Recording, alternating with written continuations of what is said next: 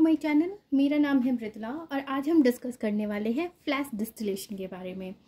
तो flash distillation एक single step का कंटिन्यूस प्रोसेस होता है, मतलब कि इसमें मल्टी स्टेप्स नहीं होते हैं बल्कि एक ही बार में ये प्रोसेस कैरिड आउट होता है। और इसमें जो लिक्विड मिक्सचर है, जो भी हम जिसको हम सेपरेट कर रहे हैं, उसको जब हाई प्रेशर जोन से लो प्रेशर जोन में हम पास करते हैं तो उसकी वजह से अचानक से वो लिक्विड जो है वो वेपराइज कर जाता है। ठीक है, तो ये इसी बेसिस पे जो है इसको सेपरेट किया जाता है।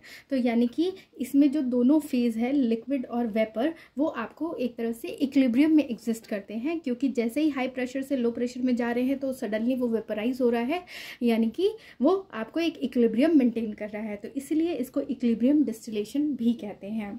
अब हम बात करेंगे इसके प्रिंसिपल। फ्लैश डिस्टिलेशन का जो बेसिक प्रिंसिपल है वो होता है फ्लैश वेपोराइजेशन। फ्लैश टर्म इसलिए यूज़ किया जा रहा है क्योंकि यहाँ सडनली जो है वो वेपर्स फॉर्म में कन्वर्जन हो रहा है लिक्विड का।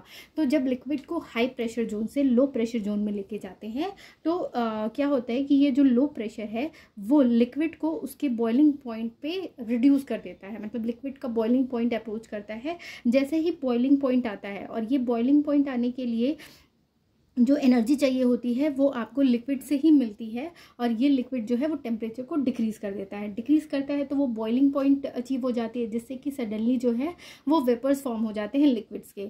इन लिक्विड्स में जो वेपर फॉर्म में एग्जिस्ट कर रहे हैं उनमें जिनका लो बॉइलिंग पॉइंट है वो कंडेंस हो जाता है, जबकि जिनका हाई बॉइलिंग पॉइंट है वो वेपर फॉर्म में ही मेंटेन रहता है। वेपर और जो कंडेंस लिक्विड फ्रैक्शंस होते हैं वो एक दूसरे के कांटेक्ट में तब तक रहते हैं जब तक कि सैचुरेशन रहता है, यानी कि जितना वेपर है उतना ही लिक्विड है। ठीक है, इसके बाद धीरे धीरे जो लिक्विड जो वेपर लिक्विड फॉर्म में कन्वर्ट हो चुका है वो धीरे धीरे बॉटम के साइड आता है और वहाँ से कलेक्ट कर लेते हैं। और बाकी जो रिमेनिंग फ्रैक्शंस रिमेन है जिनके अलग अलग बॉइलिंग पॉइंट है, जब वो उस बॉइलिंग पॉइंट से रिड्यूस होते हैं तो वो फर्दर कंडेंस करते जाते हैं और धीरे धीरे इस तरह से सेपरेशन कर लिया जाता है लिक्विड में। अब हम देखते हैं कि इसका कंस्ट्रक्शन कैसा होता है। तो बेसिकली इसमें एक स्टोरेज टैंक होता है, यानी कह सकते हैं फीड टैंक है, जिसमें कि लिक्विड होता है और इससे एक पंप अटैच होता है। पंप जो है फर्दर वो आपको हाई प्रेशर से जो है वो फीड को पंप करता है हीटिंग चैम्बर में। हीटिंग चैम्बर जो है वो फर्दर कनेक्टेड होता है आपको वेपर लिक्विड सेपरेटर के साथ, जहाँ पे जो वेपर्स हैं वो अपने बॉइलिंग पॉइंट के अकॉर्डिंग कंडेंस करते हैं और जो लिक्विड होता है उनको फिर कलेक्ट कर लिया जाता है। जो टैंक है, टैंक के ऊपर जो है वो वेपर आउटलेट होता है, जिससे कि वेपर्स रिलीज होते हैं और बॉटम से लिक्विड कलेक्ट किया जाता है।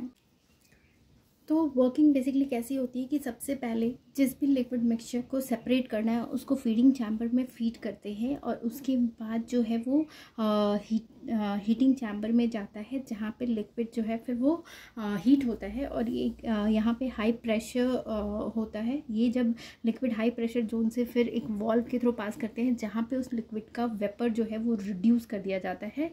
रिड्यूस करने के बाद जब वेपर यहाँ पे एंटर करते हैं तो जिन वेपर्स का, यानी कहें जिन लिक्विड्स का जो बॉइलिंग पॉइंट लो होता है वो कंडेंस हो जाते हैं, जबकि जो इनका हाई बॉइलिंग पॉइंट होता है वो जो है वो वेपर फेज में ही रहते हैं। तो ये दोनों तब तक कांटेक्ट में रहते हैं जब तक कि उनके बीच में इक्विलिब्रियम होता है।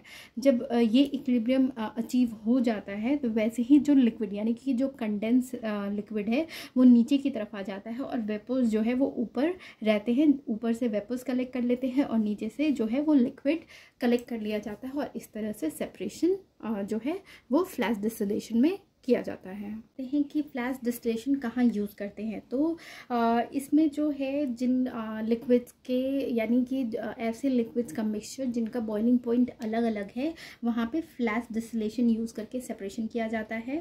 फ्लैश डिस्टिलेशन का ये बेनिफिट है कि ये एक कंटिन्यूस प्रोसेस है, यानी स्टेप प्रोसेस नहीं है, इसीलिए इसमें टाइम कम लगता है। एक ही बार में आपको ईजिली एक ही स्टेप में जो है वो सेपरेशन अचीव हो जाते हैं। लेकिन इसका बेसिक डिमेरिट ये है कि ये दो कंपोनेंट सिस्टम के लिए सूटेबल नहीं है, और ना ही जिनमें वोलेटिलिटी लगभग, यानी कि जिनमें वेपर्स फॉर्म में, यानी कि कह सकते हैं कि बॉइलिंग पॉइंट जिसका नियर अबाउट होता है, उन कंपोनेंट्स को भी इस फ्लैश डिस्टिलेशन के थ्रू सेपरेट नहीं नहीं किया जा सकता है। तो ये था अबाउट आपका फ्लैश डिस्टिलेशन के construction, working, application, merit and demerit के बारे में। अगर आपको मेरा ये वीडियो पसंद आए तो प्लीज़ इसे लाइक, शेयर और कमेंट करें। Thank you for watching.